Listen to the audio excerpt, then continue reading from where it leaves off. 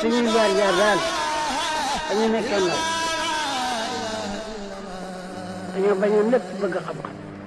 xanaa wax ni su ko xaari doon jar doon. bisimilahi rahmaani rahim mbokk jullit yi mbokk taalibe yi ñu ngi leen di nuyu te di leen siyaar te di leen màggal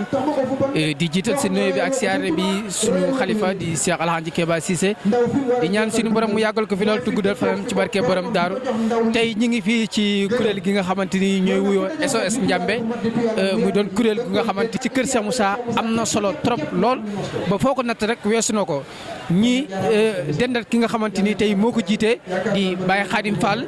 ñi fas kéeni rek seq moom waxtaan bi nga xamante ni day aju ci SOS Baye Khadim ñu ngi lay siyaar. waaleykum salaam ñu ngi lay siyaar baax di la màggal bu baax a baax di rafetlu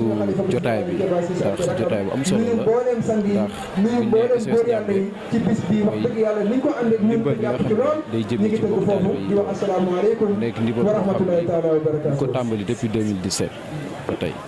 ñuy jàpp ay kuréel yoo xam ne amaana dañuy am jafe-jafe seen dundu saayar njabootu maanaam seen famille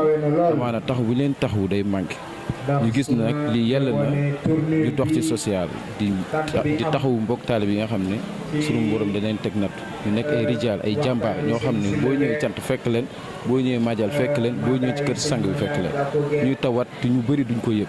ñu nag ñu kuréel goo xam ne dañoo takk laxasaay Cheikh Moussa liggéeyal Cheikh Moussa ngir taxaw góor yàlla mu nekk kuréel goo xam ne daanaka tur bi dem na fu nekk mais pas-pas bi nga xam ne moom la ci waa kër Cheikh Moussa bi dafa manqué parce que majal li ñuy def daanaka deful dara fin du mois yi ñu bëri duñ ko respecté mu nekk ay jafe-jafe yoo xam ne kenn ku nekk yëg nga ko day am sa mbokk taal bi tawat ñëw ba sa daara lijjanti ko ba mu wér te yow doo ci yëg dara gàcce dañuy woo pour yàlla ñuy jàpp ci SOS Ndiambé tax mi liggéeyal Cheikh Moussa la ñun yitte bii ñuy def jël malade bi fekk ko ci këram jël ko yóbbu ko hôpital jënd ko garab delloo ko ci kër ga di ko nemmeeku di ko woo loolu kenn fayuñu si ñu si am dërëm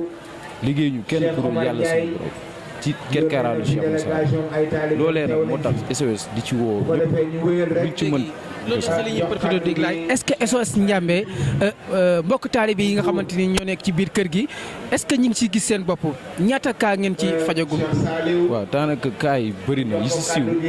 yu néew la parce que boo xoolee ku mel ni Cheikh Ibrahima Boub jaaroon na fi boobu daanaka boobu structuré wuñu ko maanaam créé wuñu bureau ci moom la ñu tàmbalee créé ko SOS Ndiambé te benn kuréel boo xam ne day am bureau am président am secrétaire général. gën a structuré liggéey bi gën a xam ni nga xam ne moom lañu war a taxawee liggéey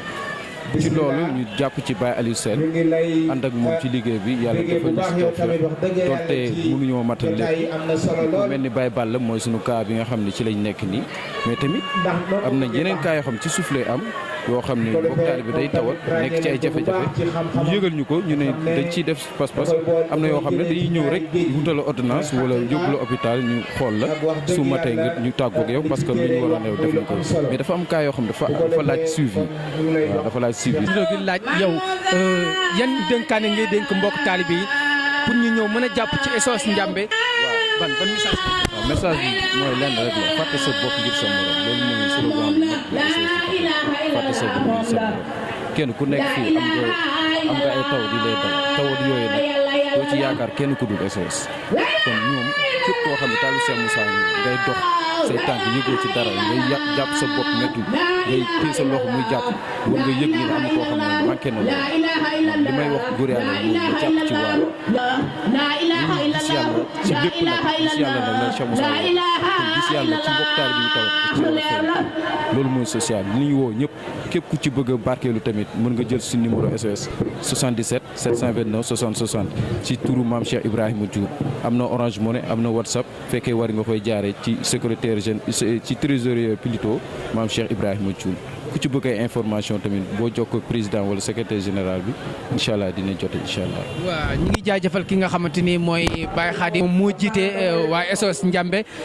ñun tamit ñi ngi lancé message bi nga xamante ni mbokk taalib yëpp neen ñëw jàpp ci kuréel gi nga xamante ni mooy SOS Ndiambé seen taxawaay foo ko natt weesu na ko balaa nga koy xam nga tawat ba def leen nga woo leen ñu taxaw la sa tawat ba nga wér su boobaa ngay xam taxawaayu SOS ban njëriñ la am ci kër gi ñu ngi woo mbokk taalib yëpp ñu ñëw jàpp ci liggéey bi pour mboolem mbokk taalib bi rek ñu am wér ba liggéey bu ñu bëgg a liggéeyal Cheikh Moussa ñu mën ko matale ci barke borom Daaru. suñuy jaar daal dañu nekkee ndaw dañoo bañoon lépp bëgg xam-xam. daan naa wax ni su ko xaaritoon jar danaa ko am.